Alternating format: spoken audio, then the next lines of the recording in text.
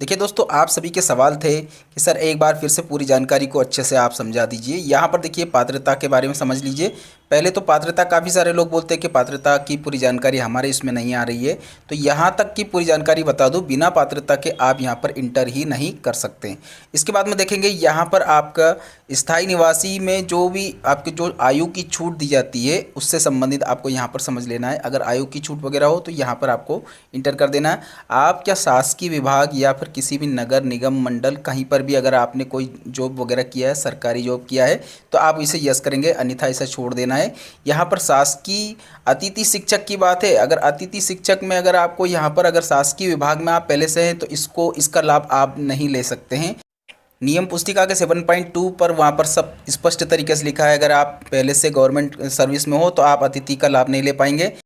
अगला पॉइंट है, क्या आप अंग्रेजी भाषा को अध्ययन करने और कराने में सक्षम हैं? तो बिल्कुल इसे 1 से 5 तक के बच्चों को पढ़ाना है तो आप इसे यस ज़रूर करें, हाँ करना है आपको।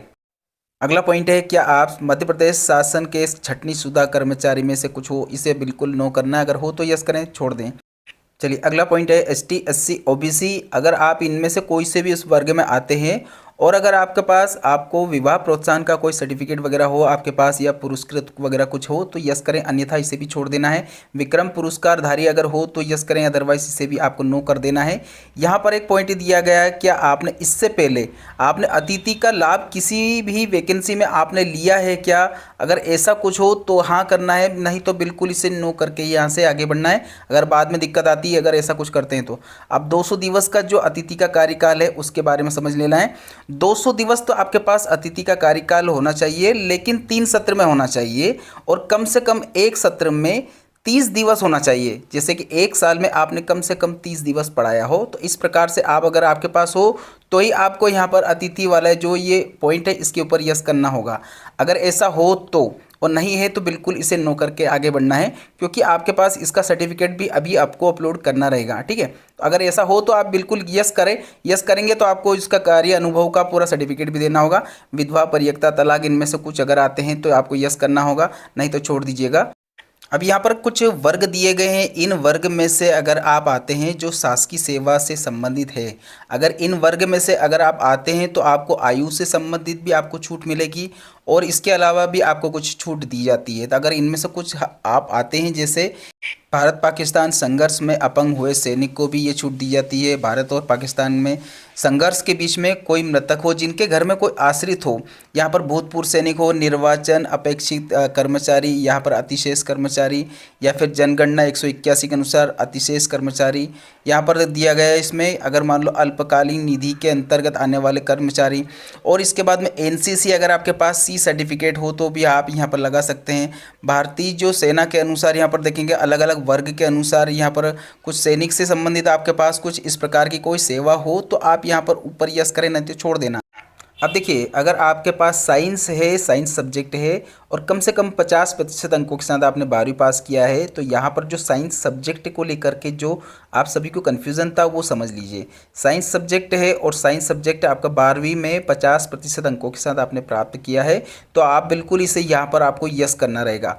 एक तो आप सभी का कन्फ्यूज़न ये था, और दूसरा इसके समकक्ष, अब इसके समकक्ष में मैथमेटिक्स भी आता है, क्योंकि साइंस और मैथ्स इसके समकक्ष की ही योग्यता है। तो अगर आपके पास मैथमेटिक्स है तो भी आप यहाँ पर यस कर सकते हैं, क्योंकि समकक्ष पूछा गया है इसमें। तो यहाँ पर ये अभी तक का आप सभी का कन्फ्यूज़न था। तो अगर आपको ऐसा लगता है कि मैथमेटिक्स है आपके पास तो बिल्कुल यस कर सकते हो, और अगर आपके पास इन दोनों के अलावा कोई दूसरा है सब्जेक्ट है तो बिल्कुल इसे नो करना है।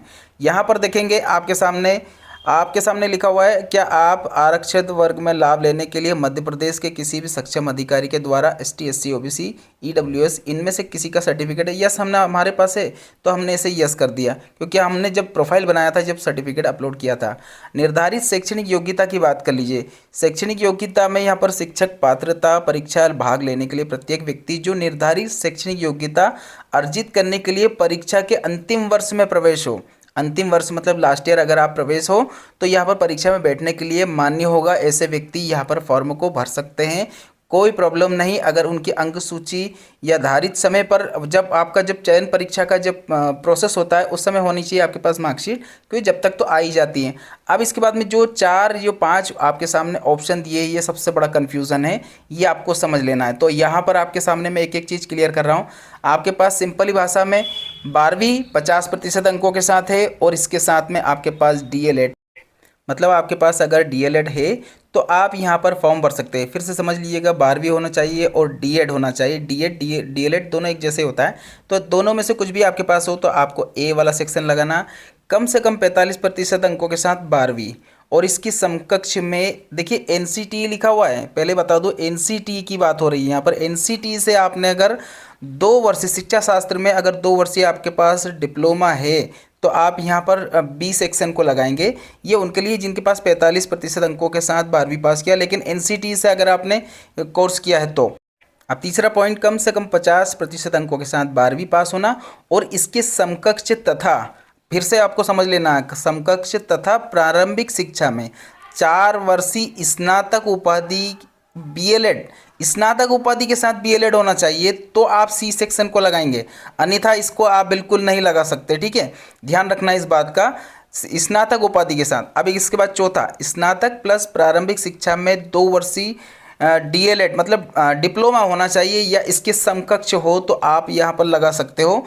स्नातक उपाधि के साथ प्रारंभिक शिक्षा में 2 वर्षीय डिप्लोमा या इसके समकक्ष हो तो लगा सकते हो।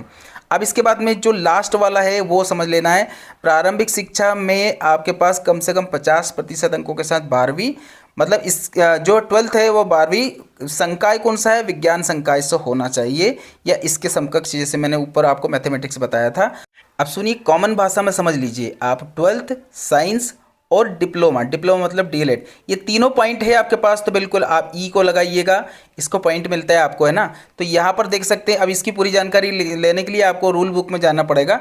यहाँ पर देखेंगे इसके अथवा में एक और जानकारी दी, विशेष शिक्षा में 2 वर्षीय डिप्लोमा, प्रारंभिक शिक्षा में 4 वर्षीय स्नातक उपाधि के साथ BLed। जो अभी यहाँ पर जो तीसरा नंबर का पॉइंट आया था ना, सेम वैसे अगर आपके पास हो तो इसको लगा सकते हैं, नहीं तो ऊपर में एक और जानकारी इसमें जो विज्ञान का दिया है ना, वो विज्ञान की जानकारी मैं सिंपल भाषा में फिर आपको बता देता हूँ। 12th आपके पास साइंस से होना चाहिए और DLed है तो आप लगा सकते हो, इसमें कोई प्रॉब्लम नहीं। मुझे लगता है कि आज इस वीडियो के द्वारा आपका जो समाधान है, कन्फ्यूज़न है, वो क्लियर हो गया होगा। वीडियो अच्छा लगे तो एक लाइक करके चैनल को सब्सक्राइब करें, वीडियो को लाइक करें। धन्यवाद आप सभी का वीडियो देखने के लिए। आपका दिन शुभ रहे।